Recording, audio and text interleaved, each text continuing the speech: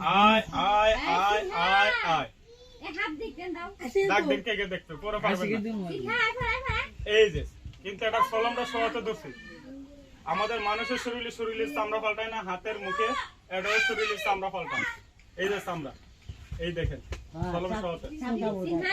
কিন্তু একটা কথা আপনাদের আমি বলে দিই, জানে রাখেন, এই যে আপনাদের বাড়ি করতে আমি চেক করছি, তাই বলে কি করে রাগ করছেন? চেক করাটা হলো আমার কর্তব্য, চেক করাটা হলো আমার লাভ, আপনাদের বিপদ মুক্ত। কিন্তু একটা কথা আপনাদের আমি বলে রাখি, জানে রাখি,